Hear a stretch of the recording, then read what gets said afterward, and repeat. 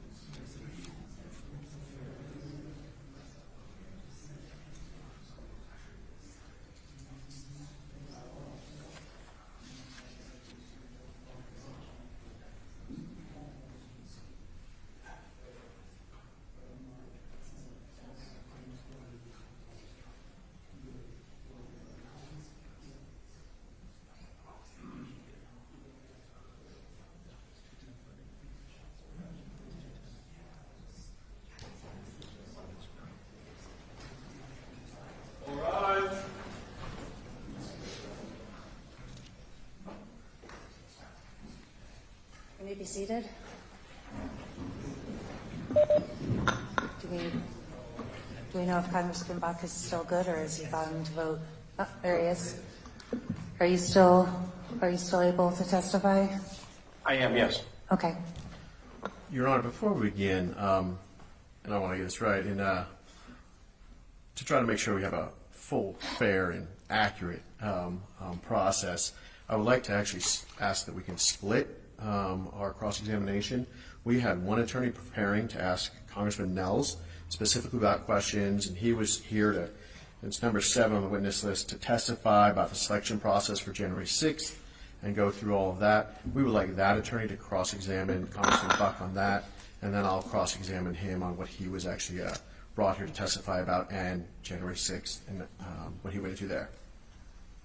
Is that acceptable to Your Honor? I'm not going to object to that, Your Honor. Yeah, I think that makes sense. Since there's been a lot of moving parts here with the witnesses, and it is an expedited proceeding, so I understand that it's been hard to get people to testify. Thank you, Your Honor. So, Congressman Bach, we're going to do something a little bit unusual. As you know, as a lawyer, the rule is usually that just one person can do the cross-examination. But since the petitioners weren't aware until today that you were going to testify about the January 6th committee, they're going to have one person ask you questions about the January 6th committee, and then another person ask you about what they knew to be the subject of your testimony, which was the events of January 6th, okay? Great. Thank Thank you, Your Honor. So we're starting with Mr. Grimsley. Good afternoon, Congressman Buck. How are you? Good afternoon. I'm fine, thank you. You're not familiar with what the predicate requirements for satisfying Colorado Rule of Evidence 8033 are you? I would have to read it to be able to tell you that. No, I'm not. I'm not as I sit here right now. Yeah, it's an exception to the general rule prohibiting hearsay that applies to reports of government investigations. You're not familiar, as you sit here today, with what the requirements of that provision are? I'm not. Now, I want to ask you about the process for coming up with and appointing the members of the Select Committee. Originally the Democrats had sought to create an independent bipartisan commission to investigate the attack? I believe Democrats and some Republicans sought that, yes. But the legislation failed in the Senate because of the filibuster. There weren't enough Republican votes in the Senate to overcome the filibuster, so they couldn't establish that bipartisan commission, correct? I'm unaware of what happens in the Senate, but I am aware, I believe it passed in the House. It did pass in the House because there is not a filibuster in the House, but you know that it got out of the House and never came back from the Senate, right? I do know that there was not an independent commission formed, yes. And you had mentioned, votes a little bit before. I think you talked about the impeachment votes. After the bipartisan commission was struck down in the Senate, then there was House Resolution 503 passed to create the Select Committee. Do you recall that? I remember a vote on the Select Committee, yes. And you're right that not a whole lot of Republicans voted for it. I think it was just 2. But there were 19 Republicans who just didn't vote at all because I think they didn't want to have their vote on the record. Do you recall that? I don't recall the reason for them not voting, and I don't recall the specific numbers. All the Democrats voted for H.R. 503, though. I take your word for it. And the Select Committee that was established by H.R. 503 was originally designated so that Speaker Pelosi would appoint 13 members, 5 of whom would be nominated or appointed after consultation with then Leader McCarthy. Is that your understanding? That is typically how it works, yes. And in fact, before even Leader McCarthy nominated 5 individuals, Speaker Pelosi said she was going to appoint Republican Liz Cheney to the Select Committee. Correct? I don't remember whether that happened before or after, but I do remember Speaker Pelosi making that announcement. So that would have meant that there would have, instead of 8 Democrats and 5 Republicans being on the committee, there would have actually been 7 Democrats and 6 Republicans, given that Liz Cheney is a Republican. Correct?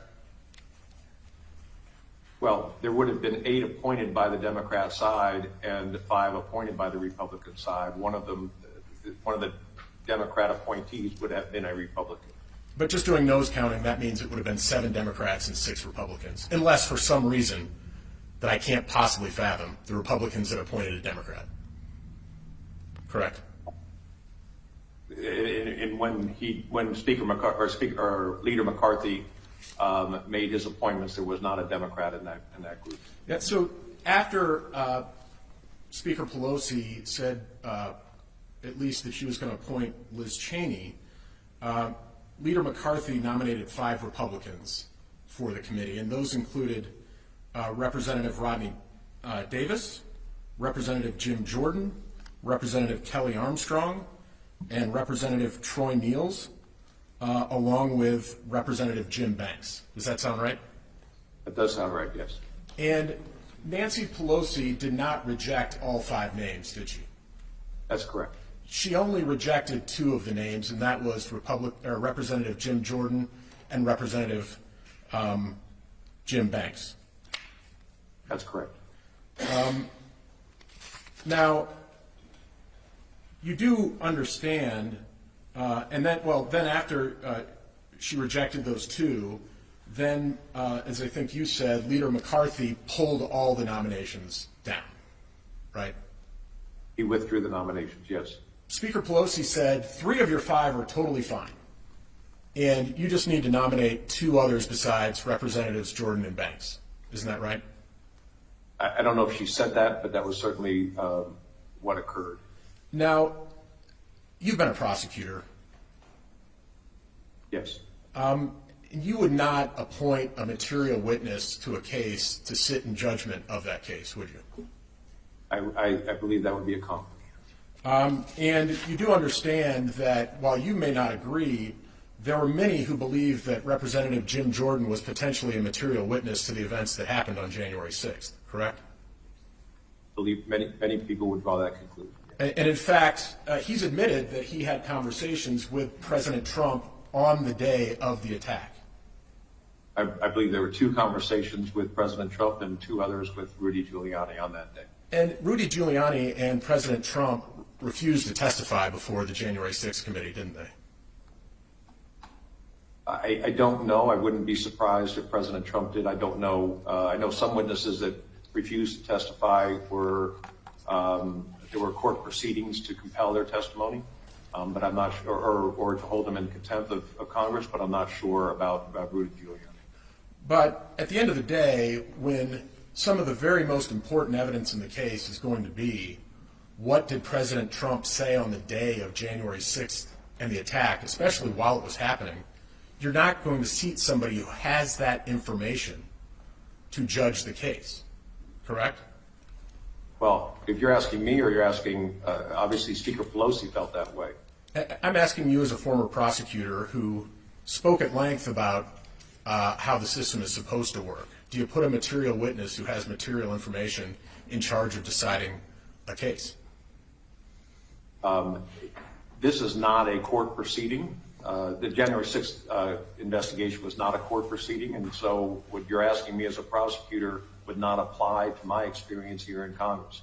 I do think that everybody that was seated had evidence because they were all sitting in the chamber at the time, or I'm not sure all of them, but many of them were sitting in the chamber at the time of January 6th. So I wouldn't have an eyewitness to a crime on a jury any more than I would have what you call a material witness. But this is not a jury situation. This is a congressional investigation.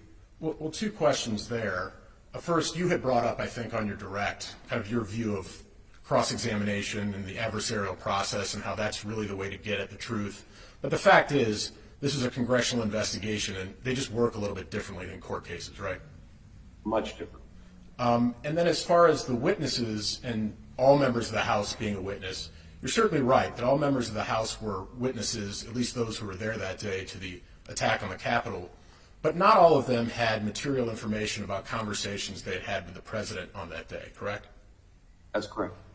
And then Representative Banks was the other person that Speaker Pelosi said could not serve.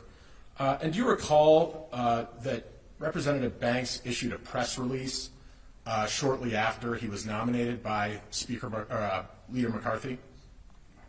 I do not recall that. Can we put up Exhibit 184, please? P-184? And we're going to share the screen here, Congressman. Hopefully you can see it.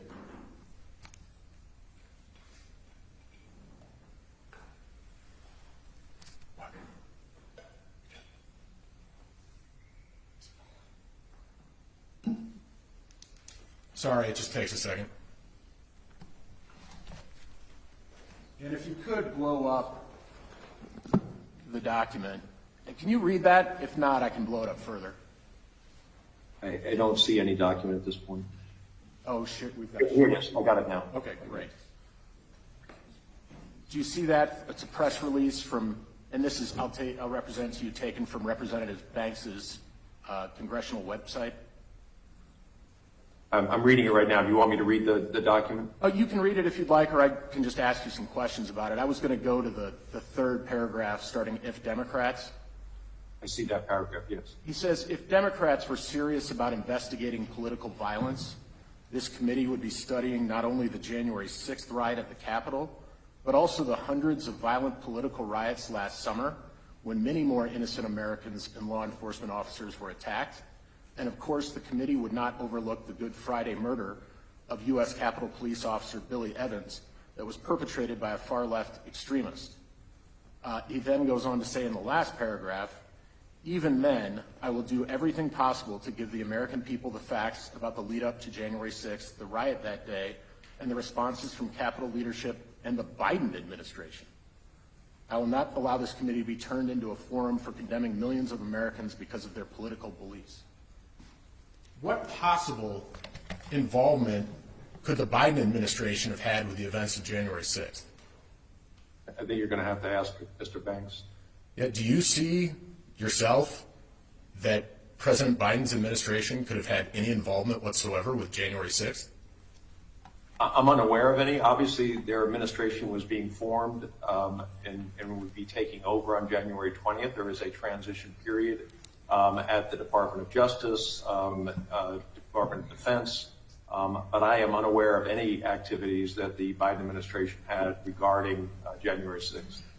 And you agree that if a committee is constituted to investigate a specific event like January 6th, while a member may want other things investigated, it's not appropriate to bring those things into discussion.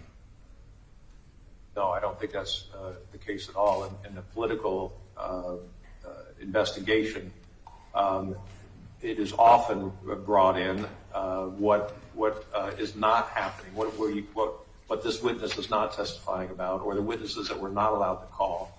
Because again, it isn't purely a search for the truth. It is a political exercise that is being engaged in to create information for elections. That's what the political system is about. You didn't talk to Speaker Pelosi or any members of the Select Committee who told you that the purpose of their investigation was electioneering, did you? Have I spoken to? No, I have not spoken, but I have been present for 9 years in this place, and it's one of the reasons why I'm looking forward to not coming back. I wish that was breaking news here. We can't announce it, though, I think.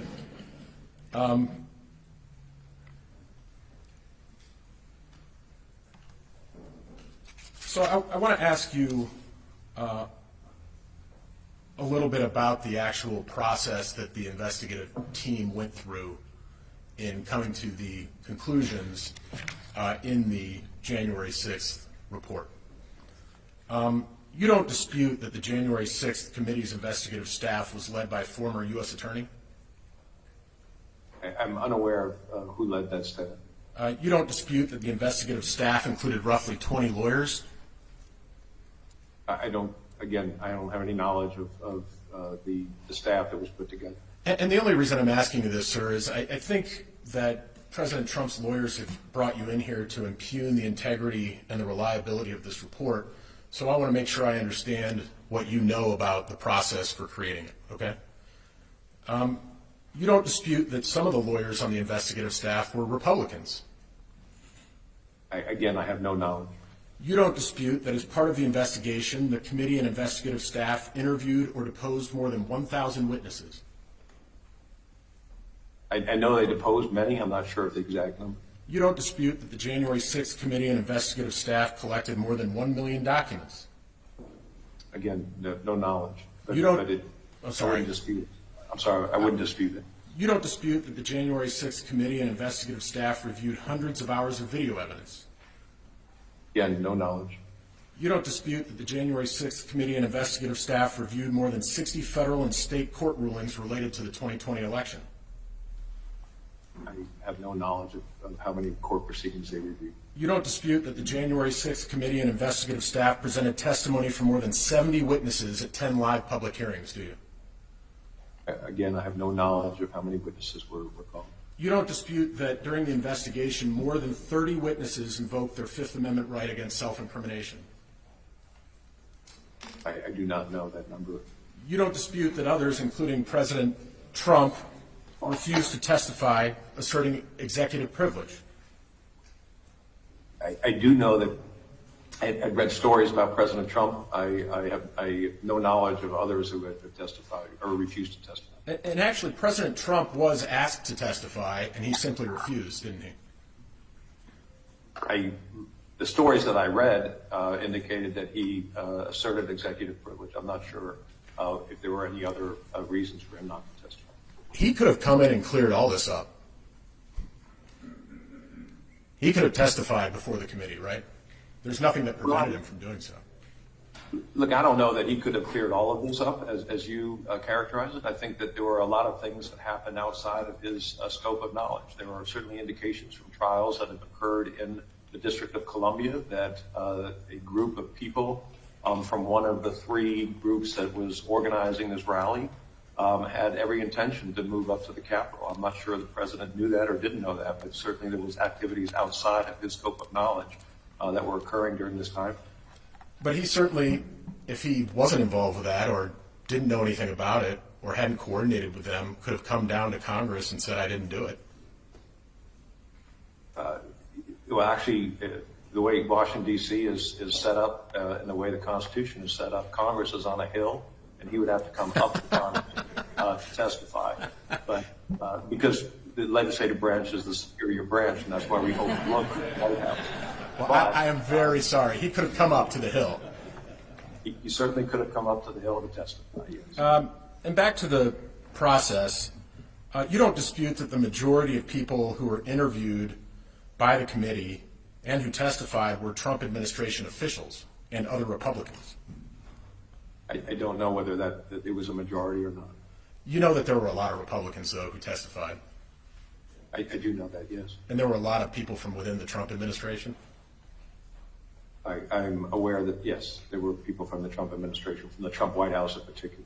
And you don't dispute that a majority of the people who testified, not just behind closed doors, because we've heard about these secret deposition transcripts, but at public hearings, the 70 or so witnesses were mostly Republicans and individuals from the Trump administration.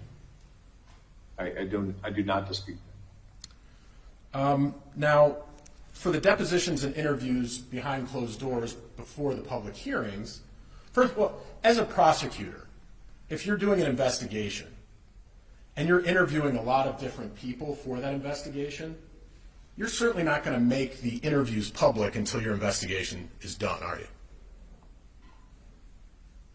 I'm not sure what you're saying. If I'm a prosecutor and a grand jury, I'm not allowed to make it public under Rule 6E. I'm sorry. It's a bad question. I apologize.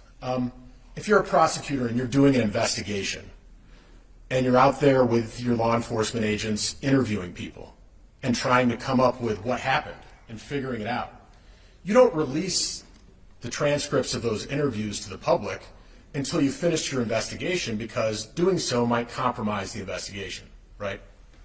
Certainly, it might taint the testimony of other witnesses. So that's why it's not unusual, if there's an investigation, in this case a congressional investigation, to wait until the very end of the investigation to release those types of transcripts.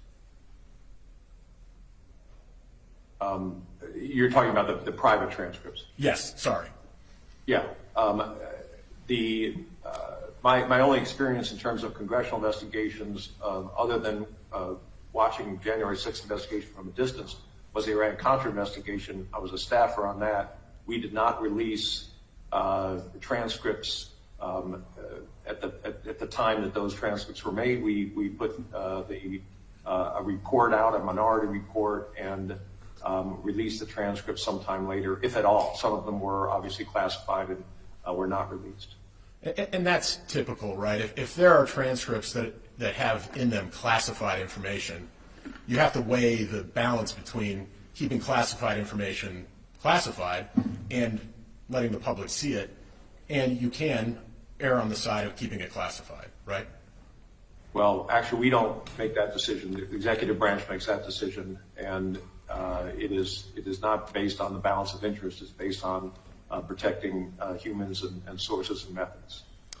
Now, as far as the interviews and depositions that were behind the scenes during the investigation, you don't dispute that people who were deposed were sworn and deposed under oath, and that people who were interviewed were advised that under 18 U.S.C. Section 1001, they cannot provide materially false or misleading information or otherwise be subject to felony prosecution. You don't dispute that those things went on? My experience in congressional hearings is that witnesses are put under oath.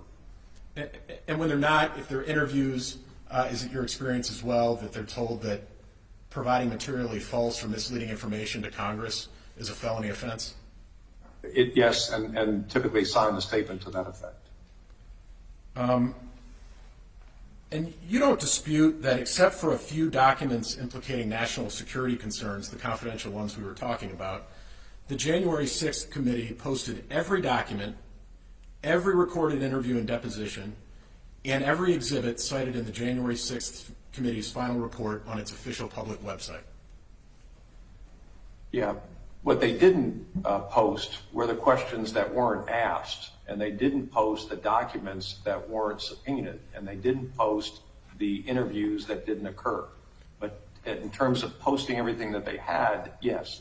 Can you think of any witness that somebody believed had material information for purposes of the investigation that was not permitted to come and give a deposition or interview?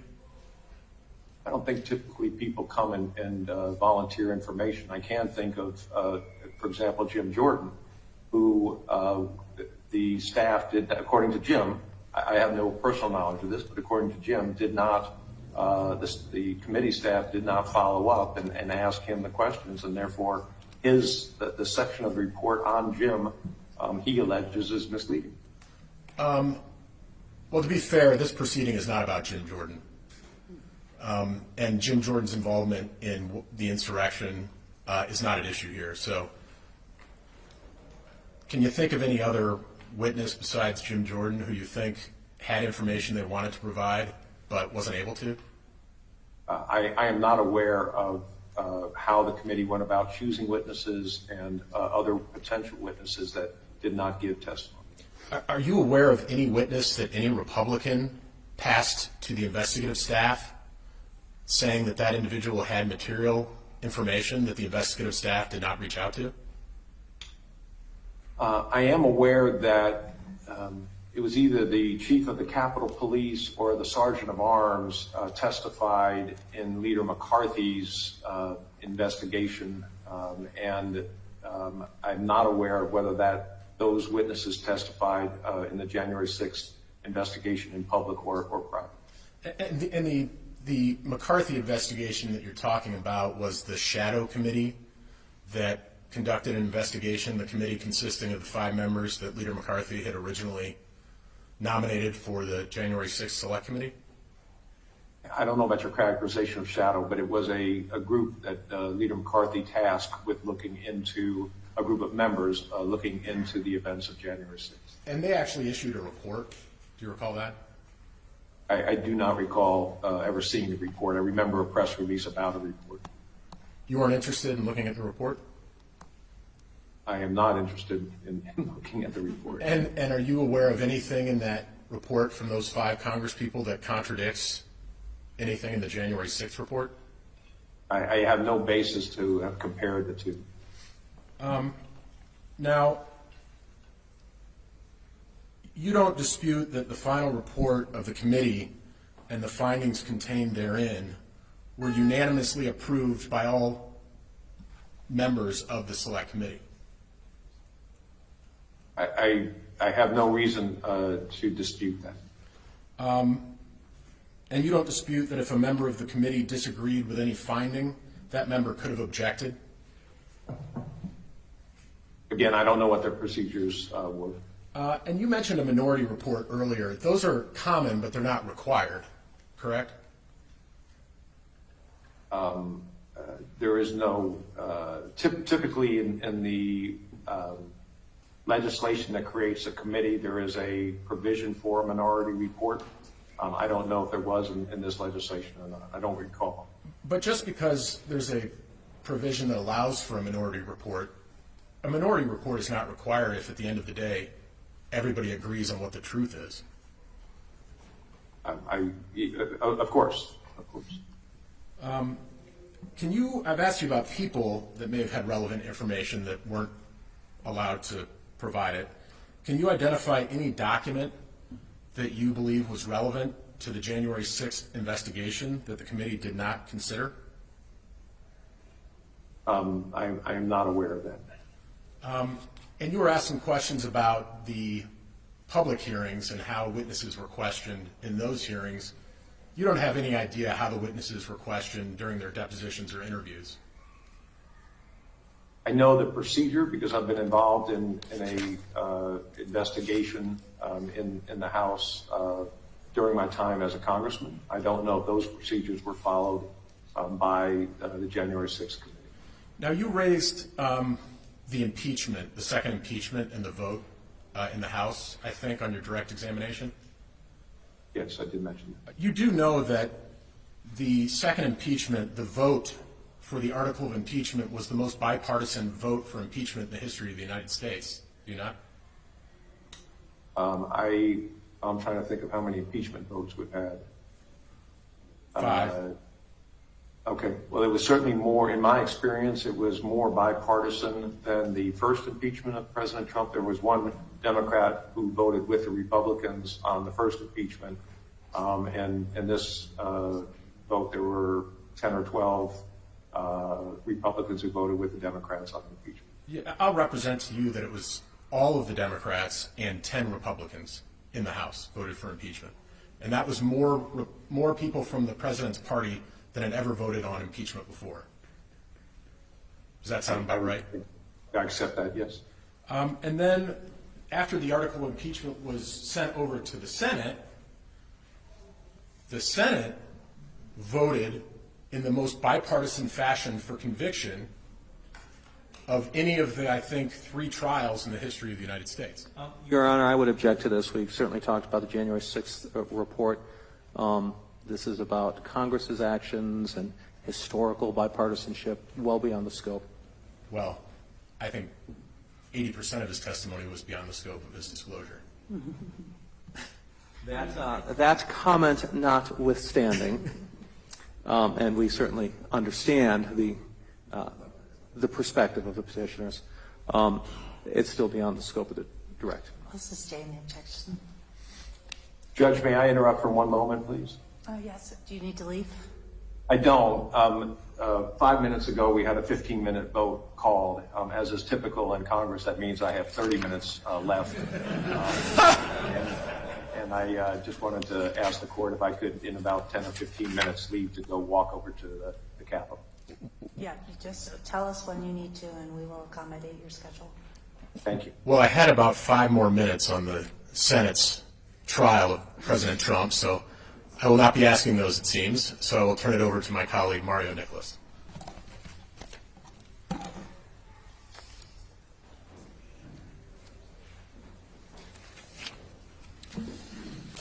Congressman, let me start by just saying it's good to see you again, and thank you for your 8 years and 10 months worth of service, and I'm sure you're counting days at this point. I am. Hours. I do not blame you. Congressman, I'm going to focus mostly on January 6th and the events of that and some of your comments about it. You had said that you were on the floor of the House of Representatives, maybe roughly around 2 p.m. that day? I don't recall the time, but it was afternoon. I know that. Okay. And you said you were discussing an objection to the certification. Is that right? I believe the debate had started on the certification, and the speaker was presiding. I remember she was in the chair and was removed, and that would indicate that she was presiding on the debate because the vice president oversees the counting. So he had withdrawn from the House floor at that point. Okay. And the objection that day that was being discussed involved concerns about voting irregularities or voting fraud in the 2020 election. In particular in Arizona, yes. Okay. Now, you said that it was unusual. Something unusual happened that day, and that you were interrupted. There was an officer who came up and spoke with you, and that you knew that there was danger at that point. Was that your testimony?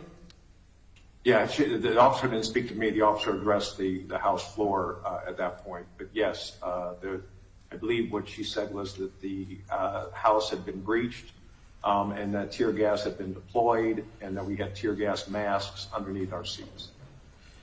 And then you later testified that officers had drawn guns while they were on the House floor. That's my memory, yes. And later you testified that there were shots fired, but you didn't hear it. That's correct. And you testified that there was a mob outside. I testified that when I got back to my office and looked at the TV, that there were many more people in the building and outside the building than I had believed when I was inside the House chamber. But you used the term mob outside. Okay, a large number of people, yes. Okay. You also testified about, that there was a disturbance in summer of 2020. Was that right? You testified about that? Yes. Were there ever guns drawn on the House floor during that event? The protesters in 2020 never breached the Capitol building, and I don't believe there were guns drawn on the House floor. Were there ever shots fired in the Capitol, to your knowledge, during that event? No, not to my knowledge. What about in 2016? You said that Congress was shut down because of a mass shooting. I believe that's what you testified to, right? Not in Congress, but elsewhere that was going on. Yeah, I believe it was a school shooting. The Democrats were trying to bring gun control legislation, and they occupied the floor, prevented work from being done in 2016. I think it was June of 2016. Okay. Was there any physical danger at that point, do you believe, during that event? If you're asking me, there's pushing and shoving.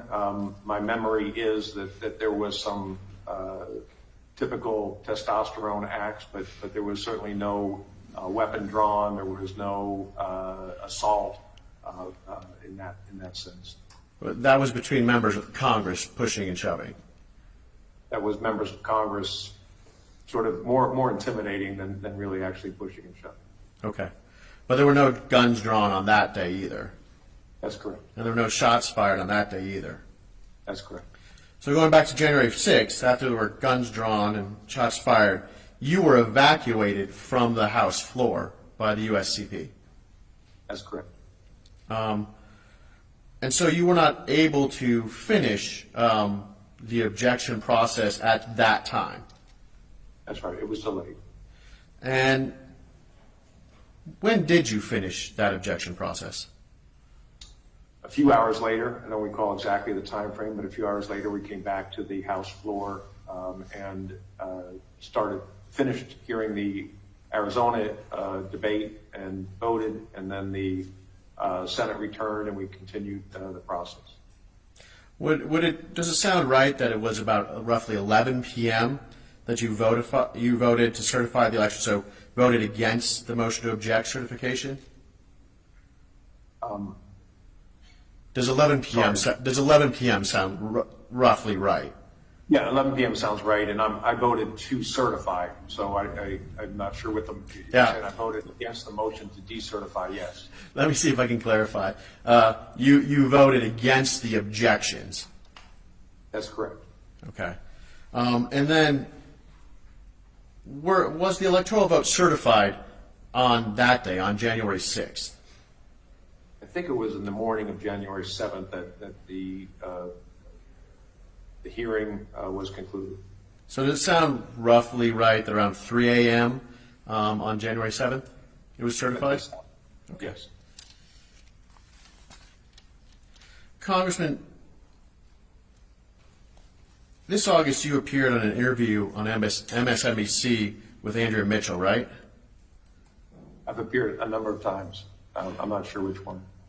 Well, I'll tell you what, why don't I play a clip, then maybe that might help you remember? Great. If you would pull up 206, starting at 104. I'm going to go ahead and ask Mr. Hine to go ahead and play that, and from 104 to about 137. Does the former president need to tell his supporters to try to avoid violence at all costs, instead of saying, well, there's a level of passion that I've never seen, as he said last night, a level of hatred I've never seen? And that's a bad combination, to use his words. Yeah, I think he does. I think he absolutely needs to tell all Americans to stand down and allow the judicial system to take its course. We trust judges, we trust juries, we trust appellate courts. And that was you, correct, Congressman? Yes, it is. Do you remember that interview? I don't recall the specific interview, but Sure. it was me. Okay.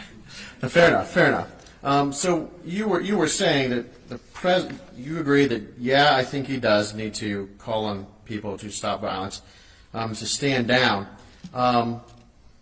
Do you believe former President Trump's supporters act, and sometimes with violence, based on his statements? Objection, Your Honor, well beyond the direct, nor is this seeking bias evidence. He's asking Representative Buck's opinion on other people's actions. Your Honor, these are consistent statements with the findings of the January 6th report. I'm going to overrule the objection. Do you want me to repeat the question, Congressman? Yes. You believe, based on what you were saying there, you believe former President Trump's supporters listened to President Trump when he gives them a command?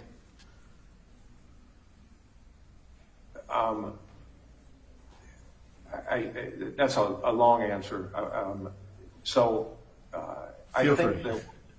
I'm sorry? Feel free. Go ahead. Assume it's an open-ended question. Yeah, I struggle with it.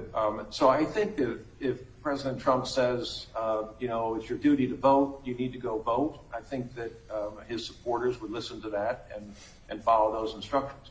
I think if President Trump says, I want you to go kill somebody, I don't think that political supporters, being political supporters and not otherwise engaged, would go kill somebody. So I think it depends on what the order is, and I think it depends on the legality of the order, and I think it depends on the context of the order.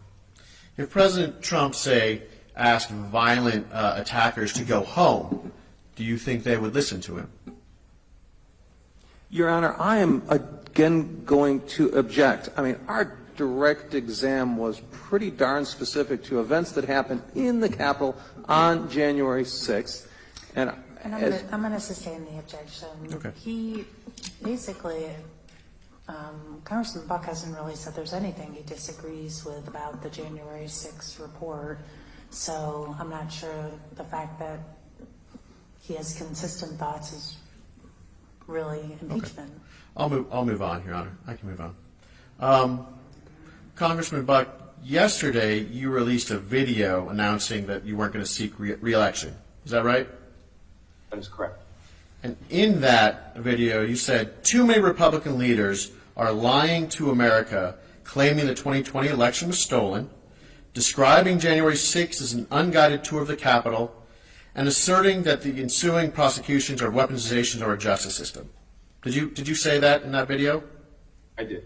And did you also say these insidious narratives breed widespread cynicism and erode Americans' confidence in the rule of law? Did you say that as well? I did.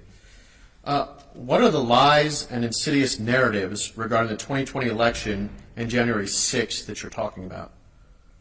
So, Your Honor, may I object again? This may be salacious political material, but it's beyond scope of the direct. It's not for bias. And if we want to avoid this becoming a circus, we should not go into this testimony. What's the relevance? Your Honor, it's relevant because there are questions about January 6th and his statements about January 6th.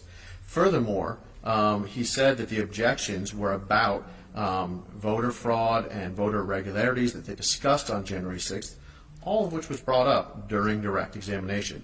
We should have the ability to go ahead and cross him about his opinions about all of these. And I mean, I think, it's if they didn't want to hear from the congressman about this, maybe they shouldn't have called him. Your Honor, if they wanted to listen to Representative Buck's opinions about what happened on January 6th, if they wanted to listen to Representative Buck's opinions on election fraud, if they wanted to make this case about whether election fraud occurred or not, they could have brought a different complaint, and they could have endorsed Representative Buck as a witness. The direct exam was on, and we've worked very hard to prevent this from becoming a circus.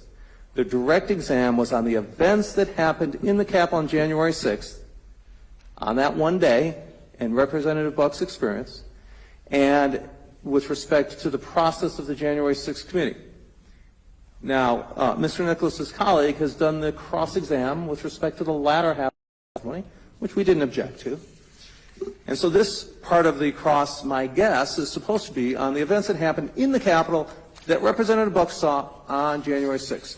We did not turn this into a circus with respect to Representative Swalwell, his political activities, his opinions, his behaviors, which we easily could have. If this is not biased testimony, and this is well beyond what we're here for today.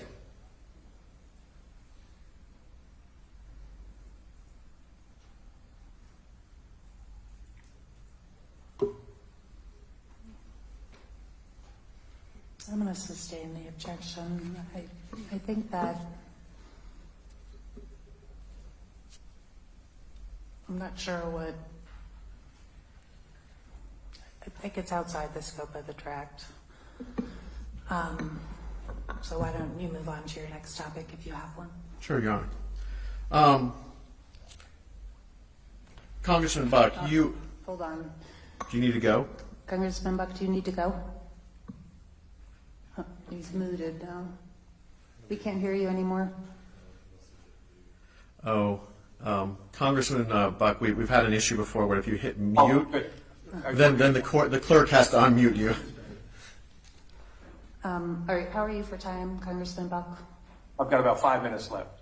Okay, well, I'll try to see if we can go quickly. About Congressman Buck, you testified about speaking with Jim Jordan about his speakership nomination, right? Correct.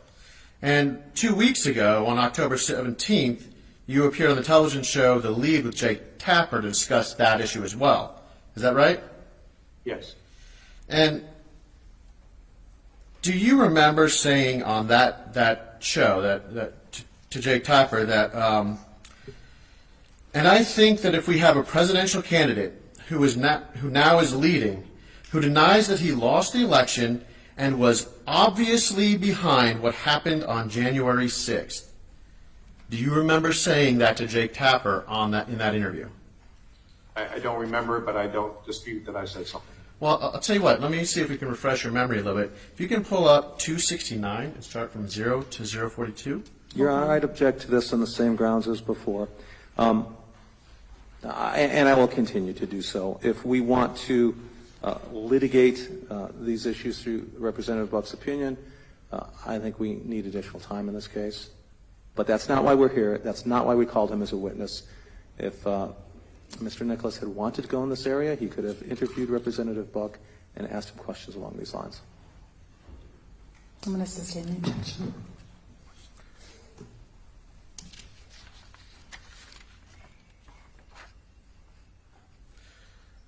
Were you talking about Speaker, the nomination of Speaker Jordan at that time with Jake Tapper? Objection, Your Honor.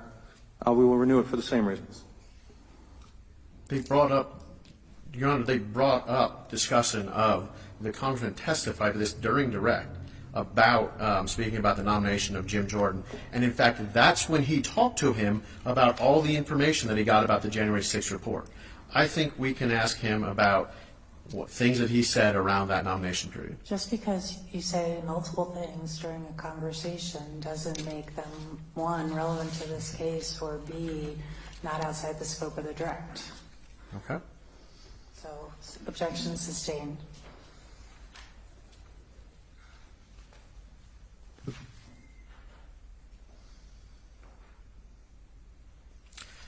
Congressman, again, I just want to repeat that you had used the phrase mob to describe the people outside the building earlier during the direct. Do you remember saying that? Yes. And you remember me asking about that? Yes. Have you recently used that term to refer to the people outside on January 6th?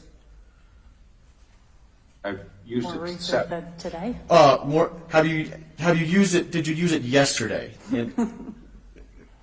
Sorry. I'm sorry, Your Honor. Did you use the term mob to refer to the people outside the building yesterday?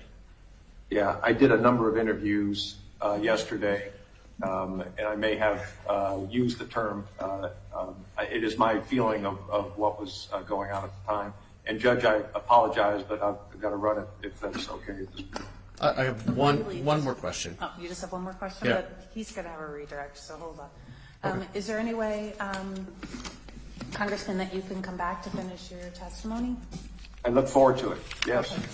So, Congressman Buck, will you just correspond with Mr. Gessler about how that's going to all work? Okay, great. Thank you very much, Judge. Thank you so much for your testimony, and we will, it doesn't sound like they have much more, but I think we will need you to come back and finish it. Okay, thank you. Thank you, Congressman. Thank you, Your Honor.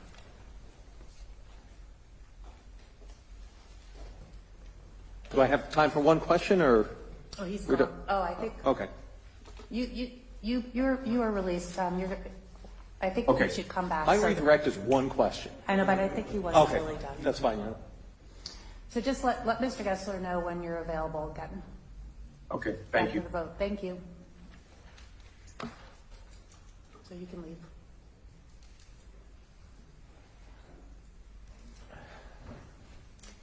Your Honor, we'll recall Mr. Bjorklund to the stand.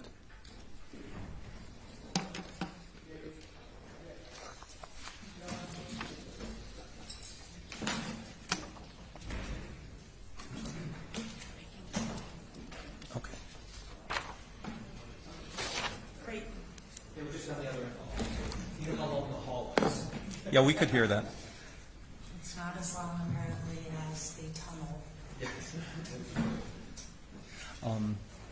Did I introduce him? Okay.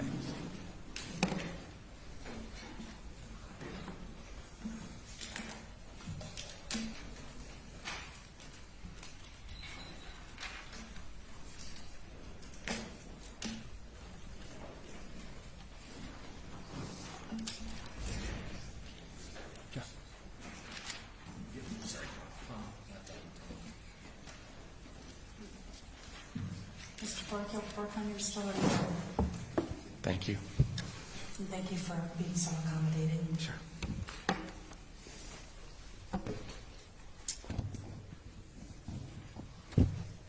Hello again, Mr. Bjorklund. Hello. We're going to pick up where overlap. Oh, one moment. We have a tech break minute.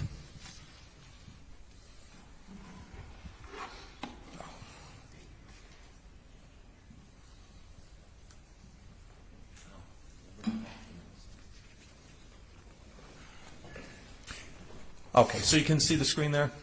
Yes. Okay. So, we had just finished talking about Exhibit 1013, and I'm going to ask that Exhibit 1013 be played again, just to refresh your memory so we can get back into your testimony. Okay.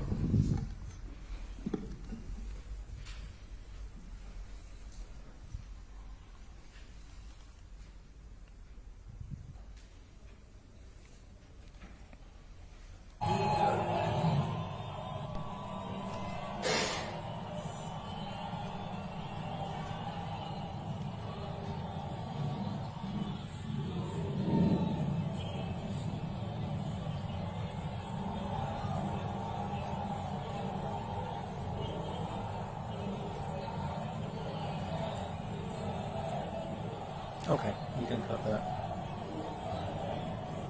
So you remember that video? Yes, I do. Okay. And if I remember correctly, you said you were towards the side of the Capitol, working your way around the Capitol? Yeah, going back to our car. Well, no. Oh, yeah, I believe. I'm sorry, were you headed back to your car, or were you still headed around the Capitol at that point? I believe that one was on the way back to the car. I think that's where we left it when we. I will represent to you that your earlier testimony was that you were still walking around the Capitol at that point. Oh, okay. Oh, yeah. I'm sorry. Yeah. Okay. Yeah, yeah, I'm sorry. Yeah. Okay.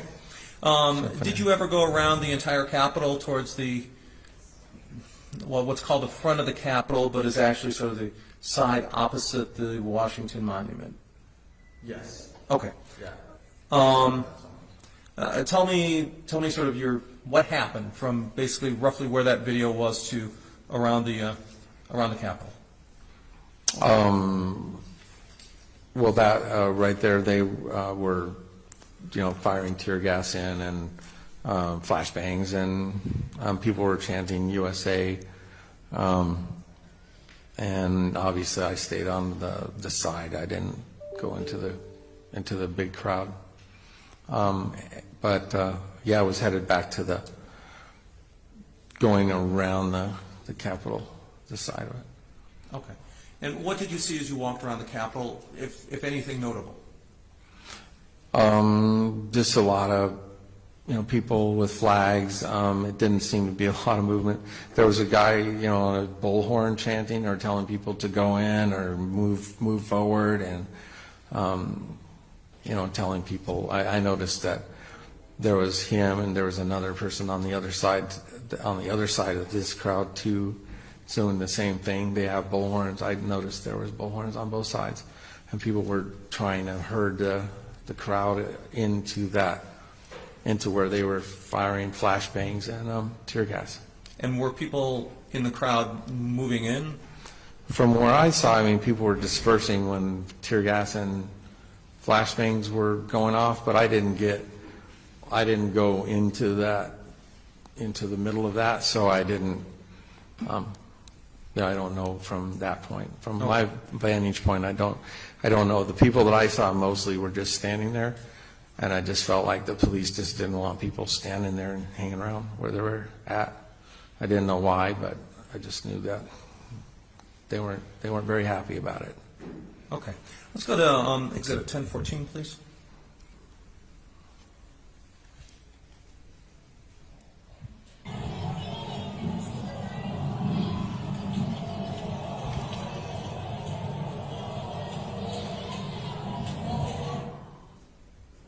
Okay, so that's another video. Where are you right now? Did you take this video? I did. This is my video. And this is the U.S. House of Representatives on the front of the Capitol. So if you're facing the front of the Capitol, it would be on the left side of that. Okay. And if you're facing the Capitol, what's to your back? Streetcar, police cars. There was like a pull through, like a road. Okay. Where's the Washington Monument? I'm just trying to orient Sure. ourselves. Where's the Washington Monument in relation to this? It would be on the opposite side of that building. So I had already come around where those trees are. Actually, I came right through those trees and around. And there's a little parking lot there, and there was a whole bunch of police cars, and I walked right through them. And there was a whole bunch of police that were they were grabbing duffel bags and stuff, and I said, "Hi, guys," and they didn't stop and chat. I walked right through the center of them, and right through their cars. They were grabbing stuff out of their cars and stuff, and I just went right through their cars, and they didn't say anything to me at all. And when you said hi to them, did they say anything to you? Nope. Didn't say hi back. I just said, "Hi, guys," and they didn't say a word. Did they hear you? How close? Oh, were you? yeah. No, I was maybe from me to the recorder. I'm sorry, from you to? From me to Madam here. 15 feet. I don't know, 10 feet. Thank you. When you say from me to this other person, Yeah, it's I'm sort of sorry. hard to see in the record. So. My apologies. I'd say, at one point, I probably came within 5 feet of a guy that was just walked right by me with a duffel bag. Okay. And are there any police officers in that photo? Yeah, there are. This is when I first rounded the corner. The police officers are in green, and you see some with the orange, the yellow on their vests. They were actually staggered. There was more of a formation than there is in this view, but they were staggered like on one stair and then down the next stair and then up on the same level stair. and they were staggered like a V formation across that, all the way across. And you can see they're kind of still there, but they were starting to break formation. Okay, when you say across there, can you be, So right where those balconies kind of jut out, I think those are balconies. They might be staircases, I don't know. are you talking on towards the left side of the photo or the right side of the photo? All the way across. Okay, They were from one side of that little, where those fancy lamps are, they were like staggered, going all the way across that. okay.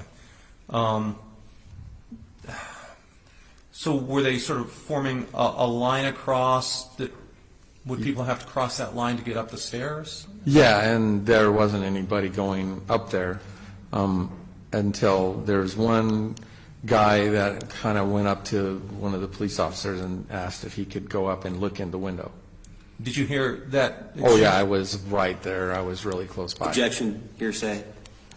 The question, can I go up to the window, is not introduced for the truth of the matter asserted. It doesn't assert anything as truthful. It's simply a witness to a question. The objection's overruled. Okay.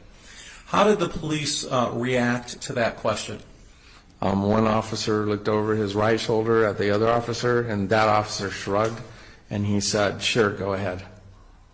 And then what happened after that? Then the police marched off. They walked off the line, and they just went to the left. At this picture, they went to the left, that direction. And then what did people do? They all just started going up the stairs. Okay. Did you walk up the stairs? I did. And what did you see up there? Well, the first thing that I did is I went between the columns and I went to the left side of the building, and then I put my hand on the Capitol and I prayed for our country. Okay. And then after that, what did you? Well, before I ask that next question, Your Honor, I'd like to introduce Exhibit 1014. No objection. 1014 submitted. Okay. So after you did, so what did you see that happened after that? There were people beating on the windows on the right side over there by the doors. And so the doors are, you can kind of see the black like void there that next to that lamp. On that side is some windows, and they were just banging on the windows, and they were yelling, "Let us in." How many people were banging on the windows? Maybe 3. Okay. Yeah, And probably maybe 4. 4 people? Yeah. Okay. And how many people, is that an accurate representation of sort of the number of people that were up there at the time? Those Yeah. 4 people were banging on the windows? Well, right at this point in this picture, there wasn't anybody up there. It wasn't until the officer said that we could go up there, then people went up there. Okay. And then they immediately started banging on the windows Okay. with their fists, like just banging and making a lot of noise. Okay. Did you bang on any of the windows? No. Okay. What did you see happen after that then? I saw a guy, a kind of scruffy looking guy. He had a beard and long hair, and he had a metal baton, and he telescoped it out. It was a folding telescopic metal baton, and then he walked right up to the doors, and these windows are like probably 2.5 inches thick, and he just whacked, and all it did was just put a little tiny, like a marble would hit it, and it just put a little divot in the window, and then he kept whacking that window. And Let me interrupt you just for a second. Which window exactly was he hitting? on the doors. The doors had they were shut, and they were locked. I mean, they tried that. I could see they were trying to open them. Okay. And he whacked the window, and then I was over to the right. I was on that right balcony, and then 2 gentlemen, they had flags, and they took a flag and they covered over the other guy, and then I heard them smashing the windows. Which windows did you hear them smash? To the right of that door, there's probably 2 windows, and I think one of those is a break room or something, because I saw right through the window. It looked like some kind of like a break room or something that you would have at the office. Okay. Did you say anything? Yeah, I said, dude, not cool. Okay. Did anyone else in the crowd say anything, or what was the crowd's reaction at that point? Well, right before that, a young man came up to me and he said that, where's your mask? And I said, I'm not afraid of COVID. And he said, no, to hide your identity. And I said, I'm not doing anything that I need to worry about hiding. Okay. How did people in the crowd or the crowd react to those? I guess you said one person breaking a window and another covering him with a flag. How did the crowd respond to that? Well, they looked at me because I was clearly not happy. And then I started to leave, and other people started to leave. Okay. They started walking down. You could tell they were visibly not happy about the smashing the windows.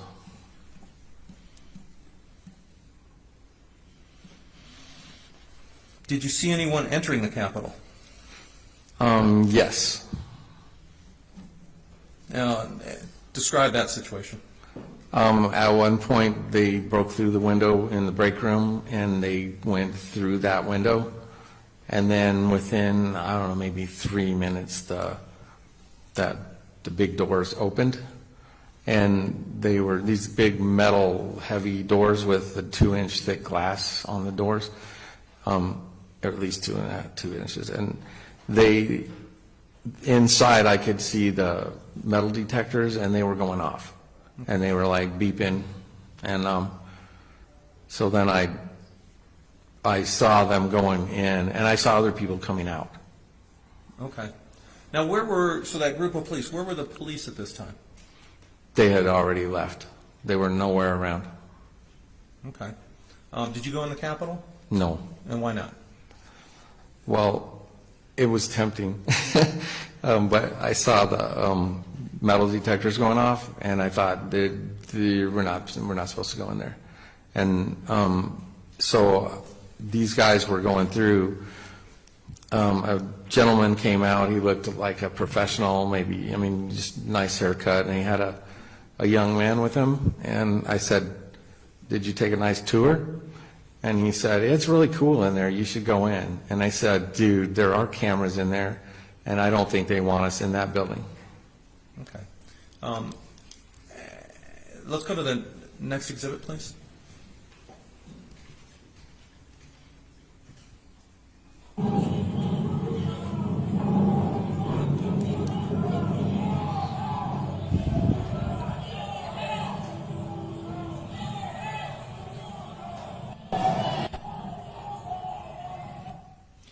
Now, is that video after you came back down the stairs? Yeah, and I'm standing by the police cars. Okay. Why did you stand by the police cars? I just felt like that was probably a safe place to be, rather than near where they were, breaking windows. I didn't want any part of that. Okay.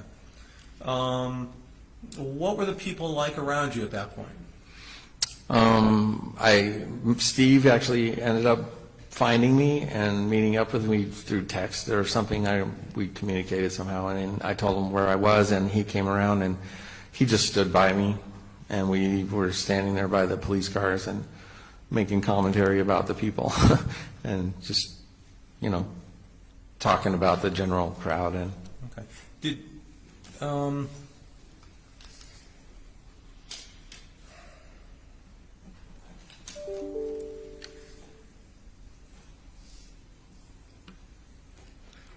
I'd like to move to introduce Exhibit 1015, Your Honor. No objection. 1015 submitted. Let's go to Exhibit 1016, please.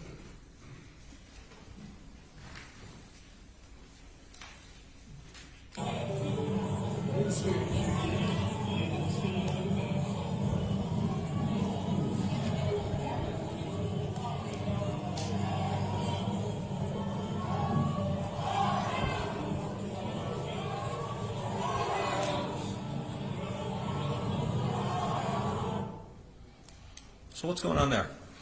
So this was very close to where a bunch of people had come running down the stairs, and they said that they were shooting people inside the Capitol. And what was your reaction to that? I didn't believe them. I thought that was really stupid. And and then they said it was a little girl. And I was like, oh yeah, right, there's a little girl in the Capitol, and they shot her. And so why didn't you believe it? It just seemed absurd. I mean, people aren't, they're milling about, they're nonviolent, other than people breaking the windows. I didn't see any weapons, and the police told us that we could go up. Now, nobody asked if they could go in that I know of, but the police said that we could go up to the windows. And then I just had a hard time believing that, Back the Blue Trump supporters are going to, go in and do anything that they need to be shot. And I didn't believe that the police would shoot anybody. I thought that was absurd. Okay. I'd like to, and did you take this video here? Yes, I did. Okay, and that's what was going on around you at the time? Uh-huh. I'd like to introduce Exhibit 1016 into evidence. No objection. 1016 submitted. Your Honor, you have a look on your face like you want to ask a question. No. Okay, I want to make sure we're giving you full information. Let's go to Exhibit 1017, please.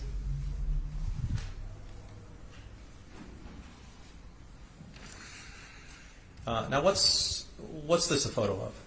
So this is a gentleman I saw that I thought I really liked his outfit. We were actually leaving, Steve and I said, let's get out of here, because I had gotten a text from Mariel Bowser, the mayor, and she said that it said that they requested that everybody leave the Capitol. And right before that, my brother had radioed and said that that Donald Trump said to be peaceful and and not to cause any trouble. Okay. And then he was standing there. I saw him, and he looks very happy. He was just a really super nice guy. And I asked him, I said, I like your outfit. Can I take a picture? And I had already taken this picture of him. He didn't know I took it, but he said, sure. And then he posed for my picture. Okay, let's go. Next exhibit, please.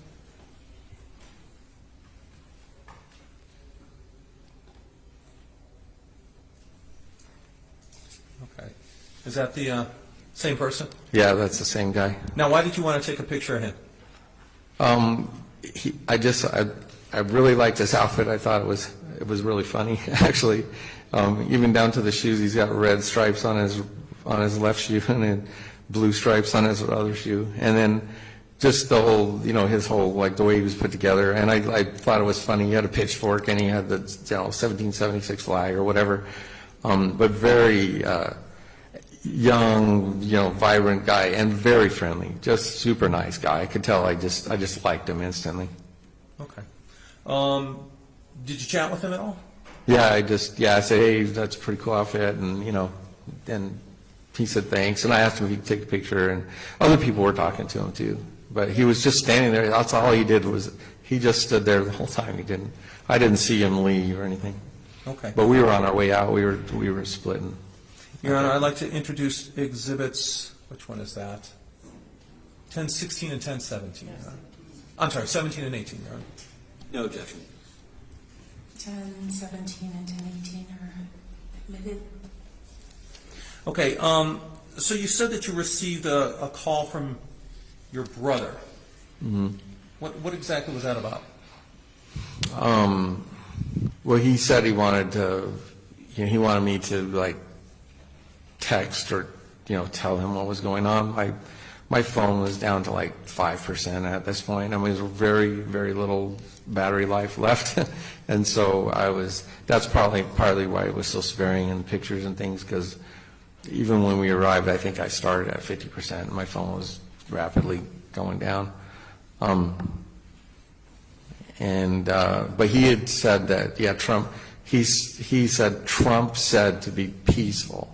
And that's what he commented. And somebody else from not even there said oh, that's a really tall order, you know, and that guy was not even at the Capitol, as far as I could tell, because he kept asking for information of what was going on, that same guy, same voice.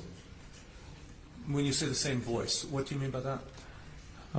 We had this app called Zello, and it was like a walkie-talkie, and there was probably 60 people that were on it, and we were just talking back and forth of like what was, it was part of our caravan. We used that to caravan over, and it was part of that USEIP group that put that all together, and they invited me to join them since I was going to drive up there. Okay. Now, you said you got a text from Mayor, the DC mayor, is that correct? Yeah, it was like an emergency broadcast type of text. It just came across my phone, and it said, please leave the Capitol. Okay. So what did you do then? Left the Capitol. Let's go to Exhibit 1019.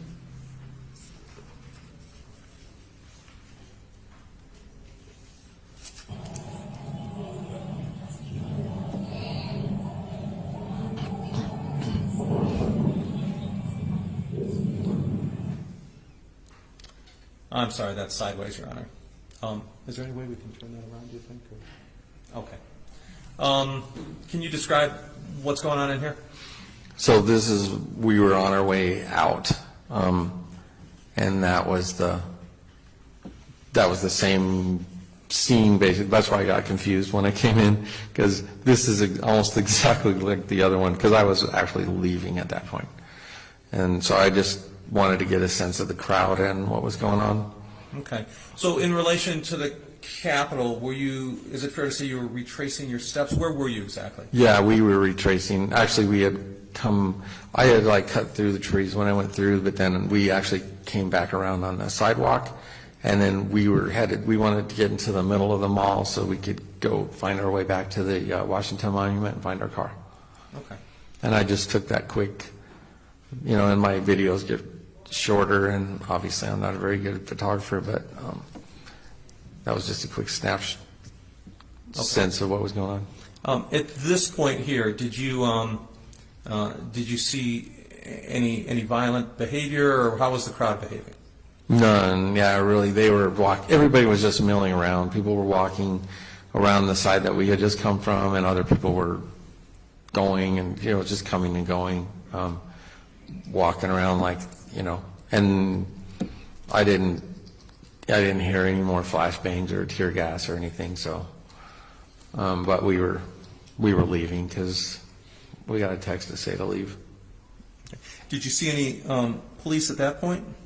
No, I didn't see any police at all from here on out. Okay. Let's go to Exhibit 1020.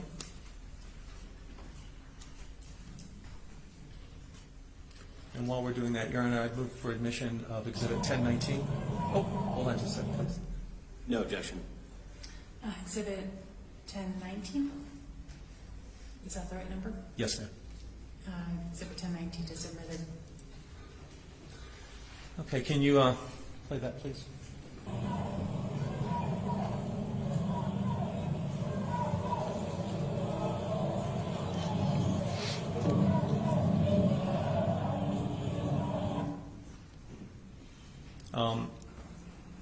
And what's happening in that video? Well, this is the first time I got as close as I did to the bleachers in the big crowd. That was us just leaving, and I just took that video because I thought I saw those people up there, and and originally we actually thought that Trump was going to be speaking in that area. When we heard fireworks, we thought Trump was going to be up on that. There was like a platform up there, but when we saw the flashbangs and stuff. So I mean, I just wanted to get a view of that, and by this time it was obvious that Trump was not going to show up and give a speech.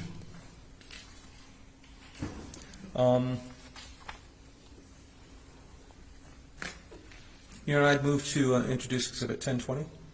No objection. Exhibit 1020 submitted. Okay. So what did you do after that?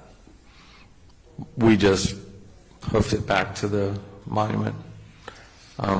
We listened to our, the comms. There was somebody talking about their father was elderly and needed a ride, and he was worried about him because he couldn't walk, and he was worried about him walking back with the, I remember that part. But yeah, it was right in there. And we were just on our way back to the car. Okay. And then did you go directly to the car? Yeah. Oh well. Yeah. We went to the car and had a little rally with my brother, who was waiting for us at the car, and it was just Steve and I going back. I'm sorry. When you say Steve and I going back where? Back to the car, to the Washington Monument. We went to the monument, and then from there we went to our car, which was across from the monument. Okay.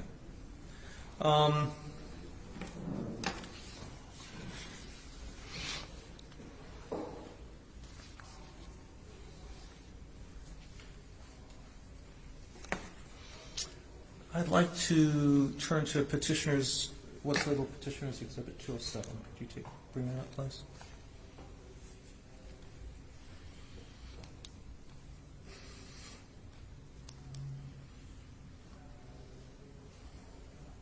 Okay, so I'm showing you what's been marked as Petitioners Exhibit 207.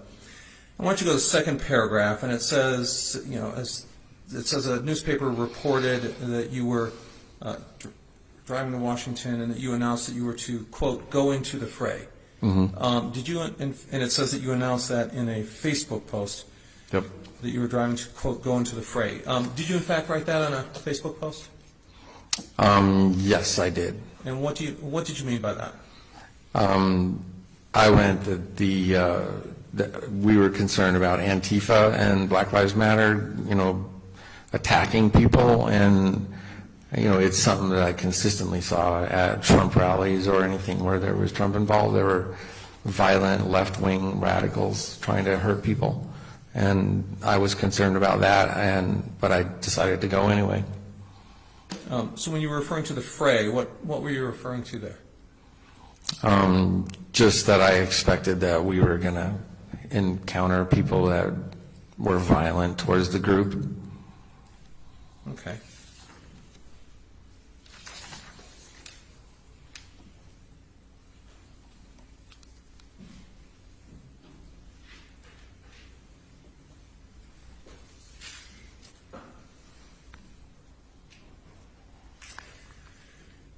So I'd like you to, let's go to this page.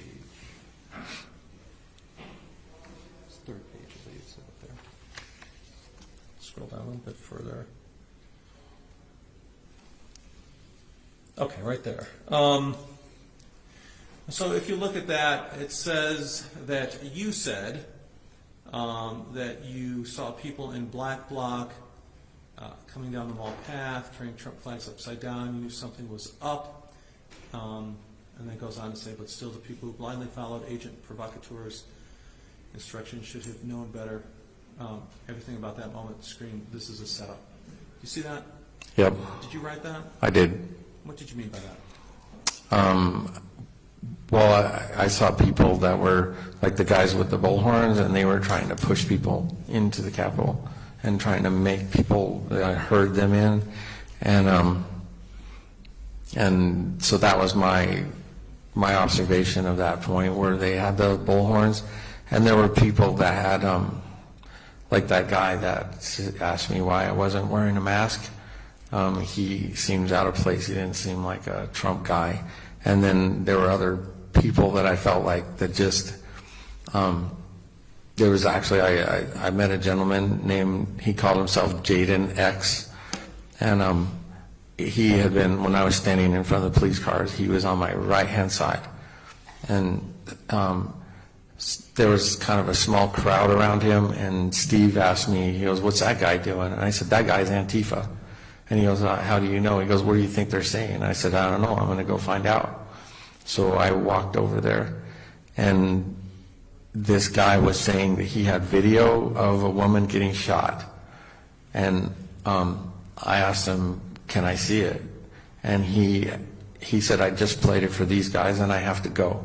And everybody else there was like, they were shocked. They were all talking about what they had witnessed.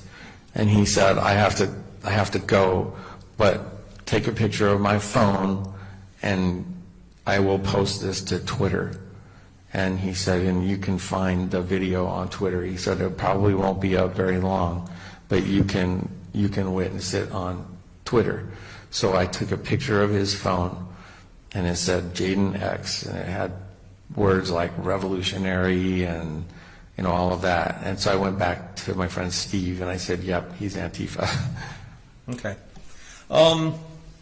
And that's what I was talking about with the Black Bloc, and he didn't have any Trump gear, and I had just a weird feeling about him. Okay. And then towards the bottom it says, but when it became apparent that what was transpiring at the Capitol, including large trail of blood. What was transpiring? Yes. I'm sorry. What was transpiring at the Capitol, including a large trail of blood that I had to step over, I decided to leave. Did you write those words? I did. And is there anything you want to add to the statement that you said when it became transparent what was transpiring at the Capitol? We'll get to the trail of blood in a sec. I decided to leave. Well, vandalism. Okay. Things that I didn't come there for, and things that I didn't agree with. It was very clear to me that this wasn't what was planned, and I just felt like people were just acting stupidly, and I really felt like this actually was counterproductive to what Trump was trying to do. Okay. Now you say there that it included a large trail of blood that you had to step over. What's that about? So right when that gentleman was standing with the pitchfork and the flag and the stars and stripes, right down below him was a sidewalk, and it went up to the side of the Capitol, and there were these pretty good size, maybe silver dollar size, maybe bigger splashes of blood, and it went from the curb all the way up to the side of that Capitol building. There was like a ramp for wheelchair access, and that had blood all the way up to that, and it was quite a lot of blood. And then there was a man standing there, and he said he got video of a young girl being wheeled out on a stretcher. And it was at that point that I believed somebody did get shot. And he had video he showed me of the gurney coming out and this girl. And his comment was, she was like 95 pounds, and they shot her. And this is in our United States Capitol. Okay. And was that one of the things that, when you became apparent what was transpiring, is that one of the reasons you left? Definitely. And right before that Jaden X, and there was another man he had a blue hoodie on and he had his hat on backwards, and he was telling people to go in and take revenge because somebody had been shot, and he was trying to get people to go into the Capitol. And that's when I was like, these guys are they're like agent provocateurs. This is not intended, and this is all wrong. Okay.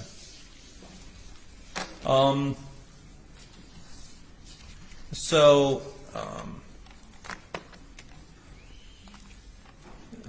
you've come here to testify today. Have you done it under subpoena? No, I came on my own. And why'd you come here?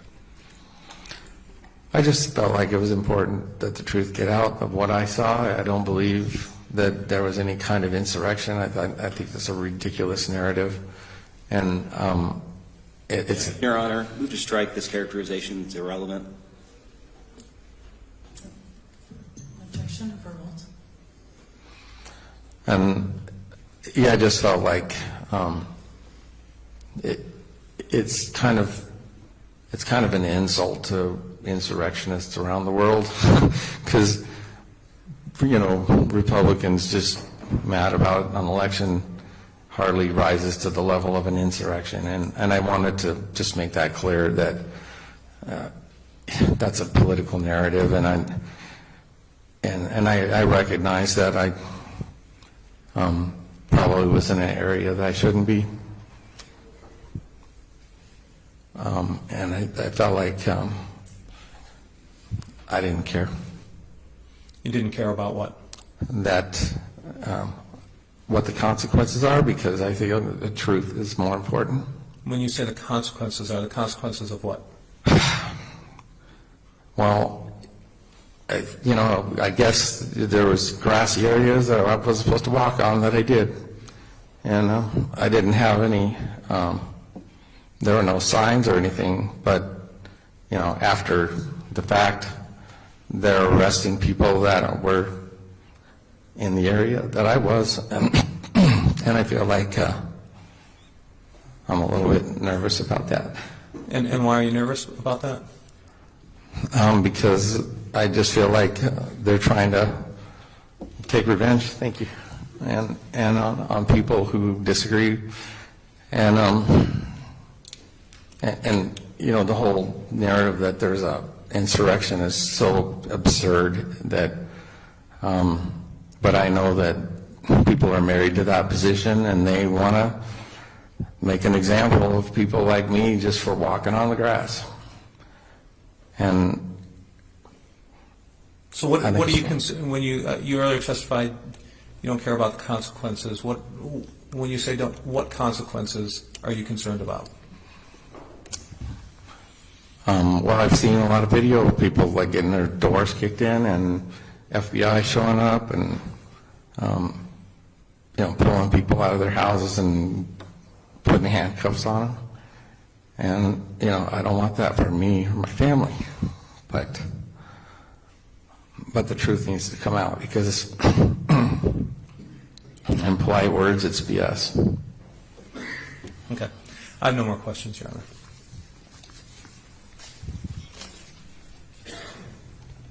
Cross-examination.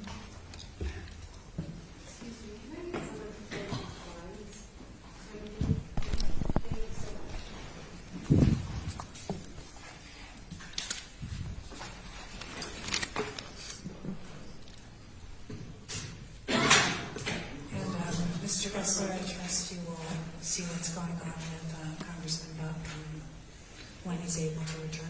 Yes, sir. Good afternoon, Mr. Bjorklund. Good afternoon. You're the treasurer of the Colorado Republican Party, is that right? Yes, I am. And you understand that the Colorado Republican Party is a party to this lawsuit?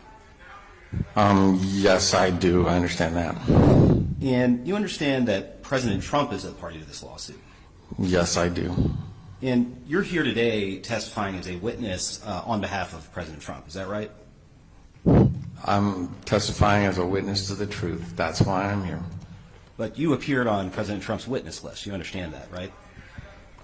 I'm not a party to seeing the witness list. I don't know who's on the witness list. You're a supporter of President Trump, aren't you? I am mildly a supporter. You went to his rally at the Ellipse, didn't you? Yeah, I went to see my brother. Do you think the 2020 election was stolen from President Trump? I don't have any proof of that. I don't know. You're aware that President Trump has stated the 2020 election was stolen from him. Yeah, I am aware that he stated that. So do you think he's wrong? It's a possibility that he's right, and it's a possibility that he's wrong. So you can't say one way or the other whether President Trump is right about the 2020 election being stolen? For sure, no, I can't say that. Are you a member of a group called the U.S. Election Integrity Plan, founded in Colorado in November 2020? No, I am not. Were you ever a member of that group? No, I was not. You were never affiliated with that group?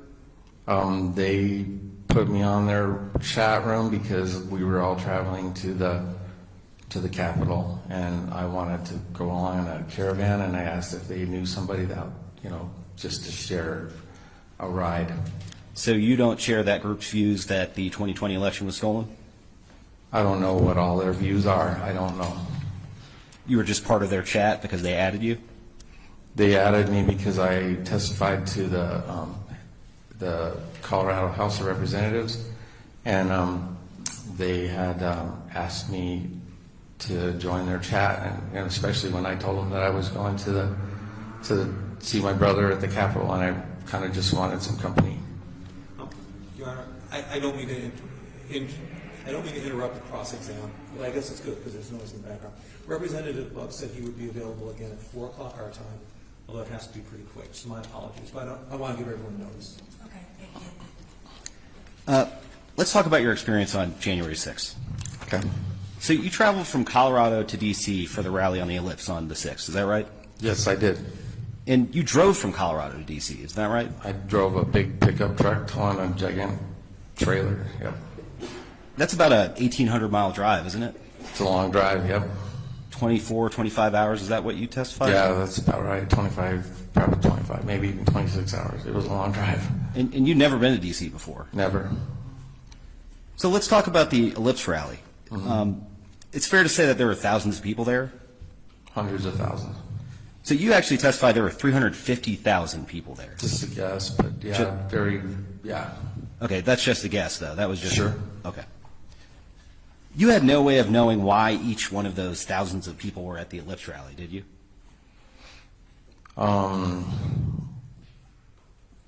I wouldn't have any way of knowing. I mean, I assume he asked people to show up to his last speech, and that's why they were there. That's why I was there. Okay. And you had no way of knowing what each one of those thousands of people were doing throughout the day, did you? Of course not. And by the same token, you had no way of knowing what each person at the Capitol building was doing throughout the day on January 6th, did you? No, I wouldn't know. Yeah, I certainly didn't have an insight into everybody. And you didn't know why each person was at the Capitol building that day? Right, I imagine that they're on a spectrum. Now, you testified that the crowd you saw at the Ellipse rally was joyful and happy. Is that right? Yeah, for sure. Did you know that the Secret Service confiscated hundreds of weapons from rally attendees who passed through security at the Ellipse rally? I did not know that, no. Let me show you some findings from the January 6th Select Committee on this point. If you could pull up P78 finding 107.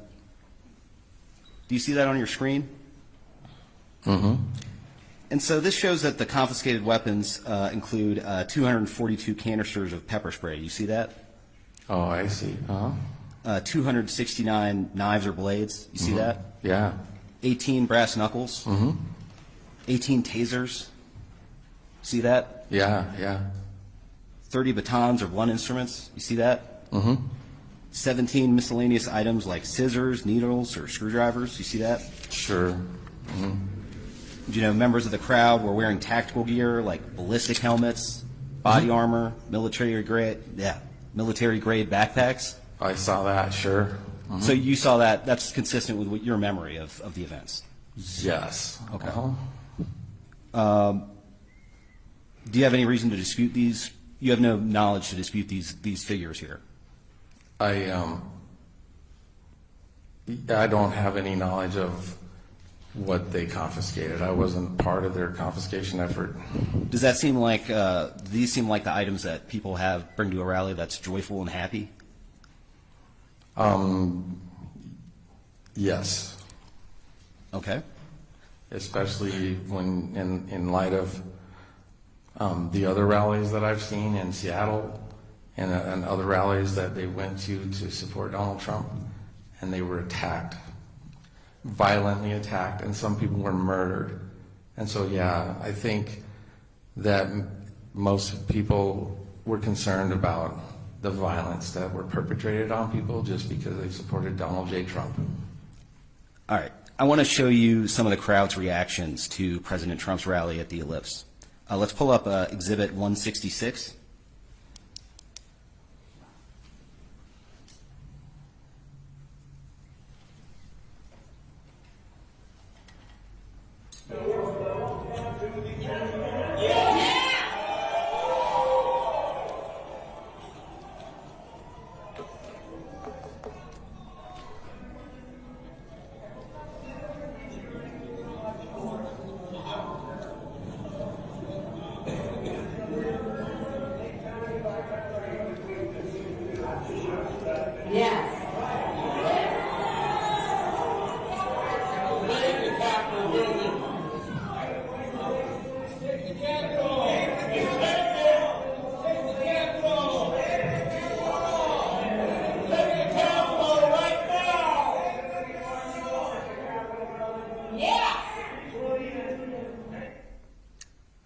Mr. Bjorklund, did you hear the members of the crowd yell, storm the Capitol, invade the Capitol building, take the Capitol? I didn't hear anybody say take the Capitol. I'm sorry, Mr. Bjorklund. My question was in the video that I Oh, played. yes, did you hear sir. Yes, I heard that in the video. But your testimony is you didn't hear that when you were at the Ellipse rally. No, I was by the Washington Monument. I wasn't probably near that far down. Definitely not that close. But you agree that the image here appears to be from the Ellipse rally on the 6th? Yeah, it appears to be. Okay. So, does this look like does a joyful crowd talk about storming the Capitol, taking the Capitol, invading the Capitol building? Is that joyful and happy? I don't know. Okay. I have no idea. So let's take a look at some of the videos and photos that you've provided in this case and that we went over. If we could pull up Exhibit 1007,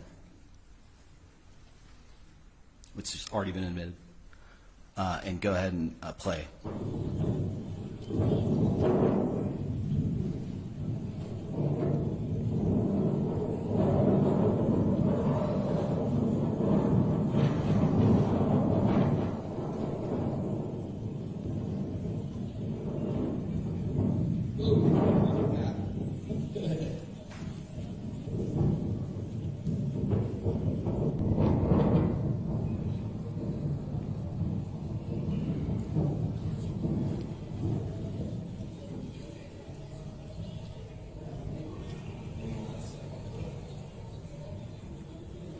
All right, you could stop the video right there.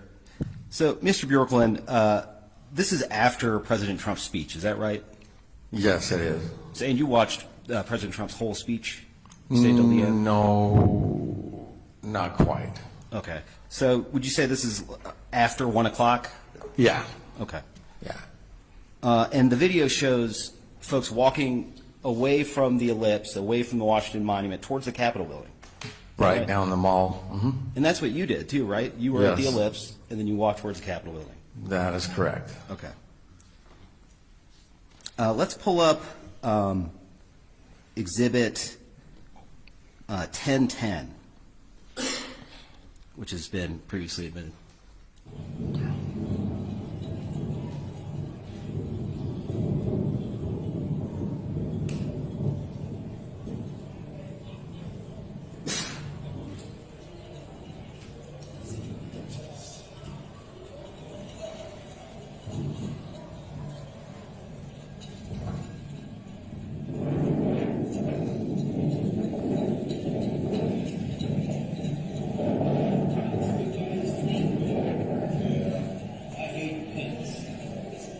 All right, let's stop the video.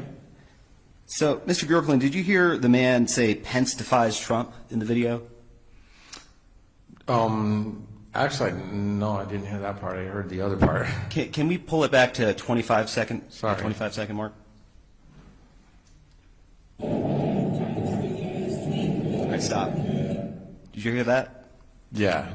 Okay, and this is after 1 o'clock. Like this is probably 1:10, 1:15, right? Because this is after the previous video that we had seen. Yeah. Okay. That's probably about right. All right, so the man says Pence defies Trump. Can you continue playing the video? Okay, stop. So the man said Pence defies Trump. I hate Pence. Is that right? Yeah. And are you aware that Vice President Pence had announced by this point that he would not delay or overturn the election results as the president had urged him to do at that point? Yeah, it's possible. There were people that had radio, like AM radios and stuff, and they were playing just what was going on. People were commenting about, like, Lauren Boebert speaking, or different people, but I don't have any direct knowledge of that. Understood. So let's pull up Exhibit 1018, which was previously admitted. And I just want to quickly confirm that man is holding a pitchfork in the picture. Is that right? Yeah. Okay. Let's pull up Exhibit 1015. And let's just pause it right there. So this is another video that you recorded on the Capitol grounds. Is that right? Yes. And this is the east side of the Capitol building. Is that what you previously testified? I'm sorry, I don't. Let me think about the map for a second.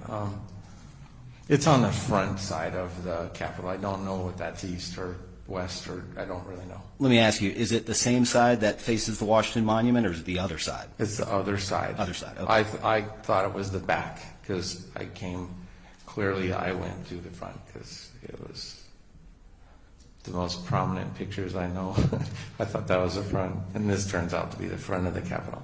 And so I will represent to you that the video files you produced, some of them had digital timestamps on them, and this video said it was from 12:23 Mountain Time, 2:23 Eastern Time. Does that sound right to you? Yeah, that is, yeah. Okay. So you had said that you had been exposed to tear gas and you had seen flashbangs when you were at the Capitol. Is that right? Yes, I saw tear gas or I coughed a little bit, so I assumed the tear gas, and there were flashbangs, and that was on the other side of the Capitol with all the bleachers. How much earlier did that occur in relation to this video? How much longer before this video were you exposed to the tear gas? I'm going to guess like 30 minutes, maybe. Okay, so after there were flashbangs and tear gas deployed, you continued to stay at the Capitol grounds. You didn't leave. I didn't go where the police didn't want us. Okay. And so looking at the video, do you see the crowd bunching up on the stairs there in front of the Capitol building? Yeah, it looks like they're getting ready to take a big picture. Are you aware that the doors at the top of those stairs were breached by the mob just 1 minute after this video was shot at 2:24 p.m.? No knowledge of that whatsoever. Let's pull up Exhibit 23, page 682. This is a finding from the January 6th report. Do you see that? Uh-huh. Okay. And you have no reason to dispute that finding? I don't know. I don't have enough knowledge to dispute it if I wanted to. Understood. Okay, and let's go back to the video, 10:15, and let's play the video.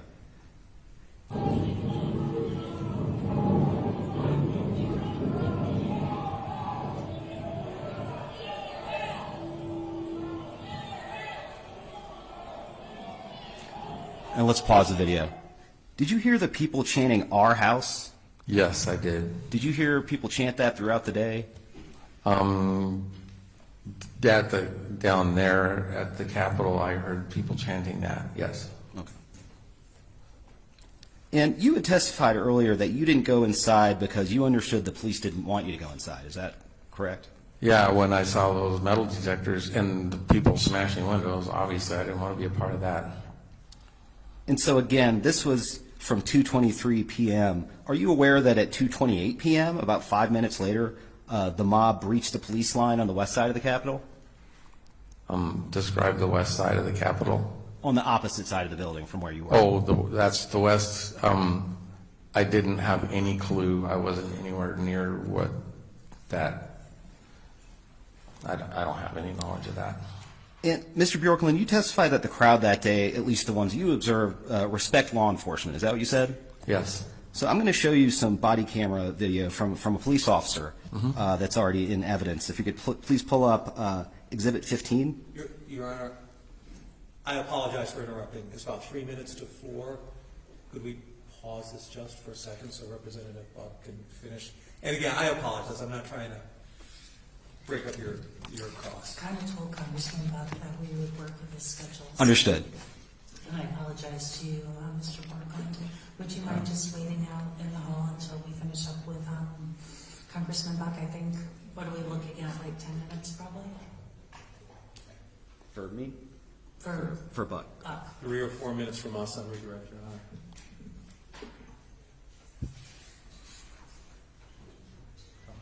Very well. Nicolay, how long do you think we have with Mr. Buck? Your Honor, I don't foresee more than 5 minutes. Okay, so Mr. Bjorklund will probably call you back in maybe 10, 15 minutes. Thank you for your cooperation.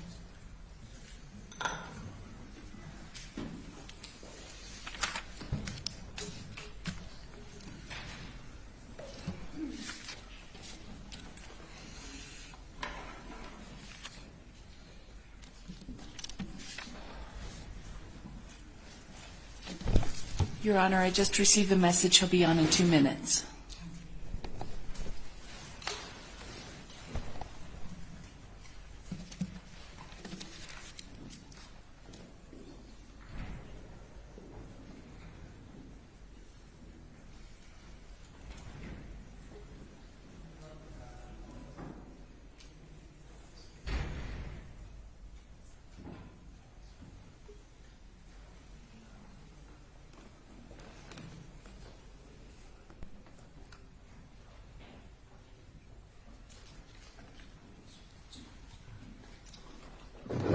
Mr. Suss. Sorry. Mr. Suss, do you have a kind of estimate on how much longer you have with I'd say Mr. Borkland? 5 to 10 minutes at the absolute most. Okay, great.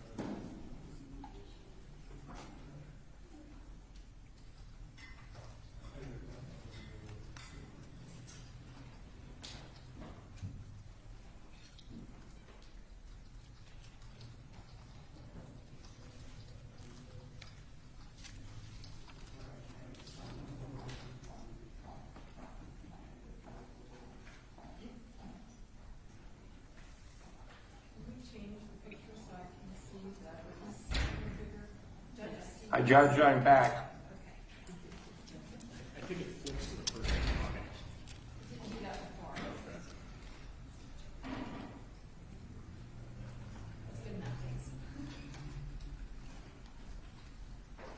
As soon as you're ready, Your Honor. Well, welcome back, Congressman Buck. You're still under oath. Thank you. And you sounded a little bit soft, so speak up. Will do. Perfect. Well, that's one more hour down, Congressman. I'll be very brief. Before, when you were testifying during your direct examination, you said that the mob meant to disturb a proceeding. Do you remember saying that? Yes. And what proceeding was that? It was the electoral vote count on the House, or on the floor in the Capitol building. And you repeated that again yesterday.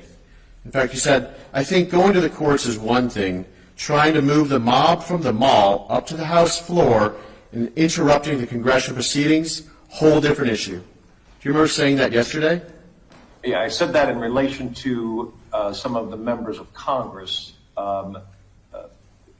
sending out social media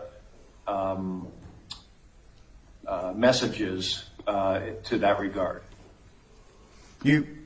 I'm sorry, I'm referring to an interview you gave yesterday with Andrea Mitchell. You said that you were referring to that as talking about members of Congress? Yes.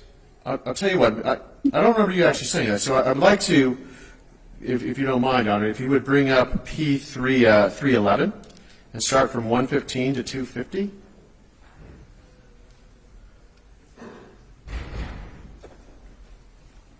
Or actually, you can start with, I think, 234. Well, maybe start with 115 to 250.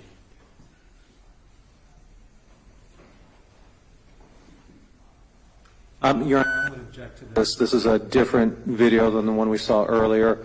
Again, well outside the bounds of the direct, well outside of the bounds of what Representative Buck has discussed, and I'll incorporate my earlier objections, Your Honor. Response? This is being offered for impeachment purposes, Your Honor. He just testified he was saying it about congressional members, and I think that this video will show that it was not. Well, but I know, but I think Oh. the objection is really that the questions about the premise is Oh. outside the scope. Sure, but, well, I think very clearly, he just said that he remembered saying during his direct that it was meant to disturb a proceeding, and the quote is regarding interrupting the congressional proceedings. I think that it goes directly to what he said during his direct examination, and it goes to directly what he was brought here to talk about originally, which was what happened on January 6th. Your Honor, if I may, Let me read what his testimony, the questions in his testimony was.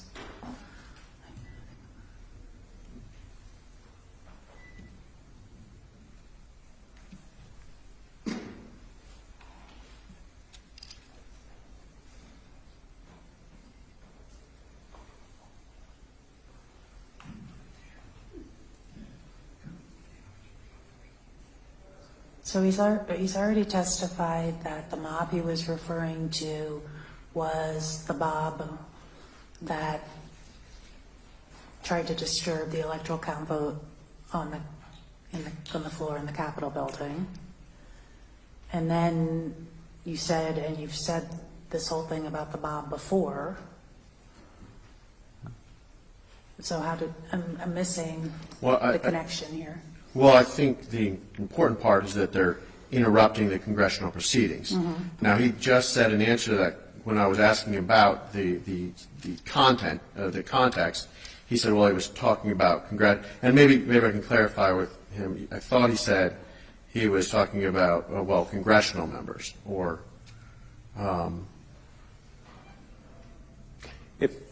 if I may, Your Honor, the fact that Representative Buck has testified to is that members from the outside, referred to as a mob, interrupted the proceedings.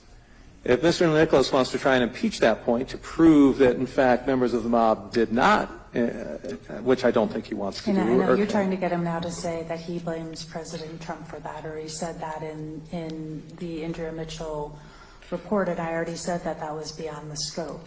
Oh, I'm sorry, Your Honor. That was a different interview that he gave. That was with Jake Tapper. I'm not trying to introduce that. This is another interview. But my understanding was he was talking about congressional members. Like, if he is testifying that it was the members of the mob were from outside and they were trying to interrupt the congressional proceedings, then if that's accurate, then That's certainly what I understand. Is that your testimony, Congressman Buck, that the mob were members of the outside that were trying to disturb the electoral count? Yes, Your Honor, it was non-members that were trying to come into the Capitol building to disturb the electoral count. okay. If that's what he testified to, I have no further questions, Your Honor. Okay. Wow, we short-circuited something, huh? That's great. Congressman Buck, I'll try to be mercifully brief. You were asked and answered about trust in the process, and you said you trusted judges, you trusted juries, you trusted the judicial process. Do you remember testifying to that? That may have been one of the videos that was played, but yes, I do trust those institutions to search for the truth. And why do you trust them? Because I think that's the system of justice that I participated in for 25 years as a prosecutor, and before that as a lawyer, and after that as a lawyer. I believe we have an adversarial system set up in the courts that does, in fact, search for the truth. There were times where I didn't necessarily agree with some of the motions to suppress and the rulings on those motions, but I certainly felt like the defendant's rights were protected, and we were on a search for truth. Does that trust also apply to Congress? No. The congressional proceedings are political, and they are not a search for the truth. They are a search to promote different political views. The members who are chosen for the committees are chosen because they raised a certain amount of money, because they have engaged in political activities that have been beneficial to the speaker or to the leader, and the process is not in any way similar to what happens in courts. And does your trust apply to the January 6th committee? I think in in the case of the January 6th committee, it is not only a political committee, but it also is a political committee that is lacking the viewpoint of those that did not believe that President Trump committed an impeachable offense on January 6th. Thank you, Representative Buck. Thank you very much for your time today, and we appreciate you interrupting your schedule. I have no further questions, Your Honor. Any questions from the Colorado Republican Party? No questions, Your Honor. No question for the Secretary. Okay. Thank you so much for your testimony, Congressman Buck. You are released. Thank you very much, Judge. Yes. Okay. Let's, how long would you like? Let's start back up at 4:20 and hopefully we'll still be done well in advance of 5.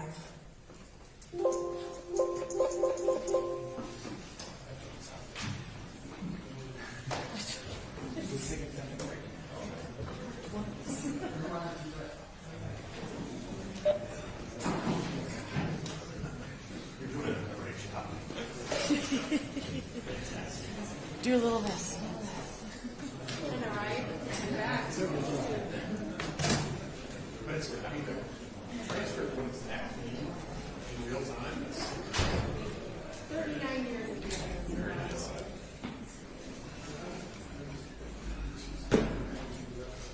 It's not like a photo, and those of us not to know can't understand.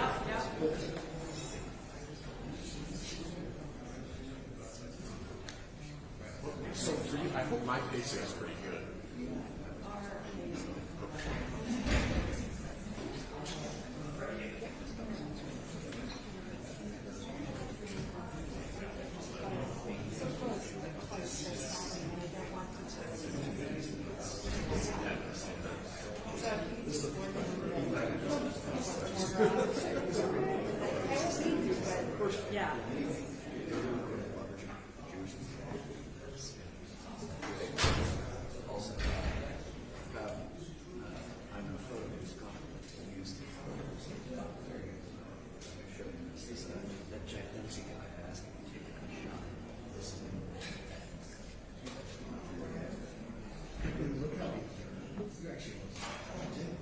You do. You look like a guy on fire.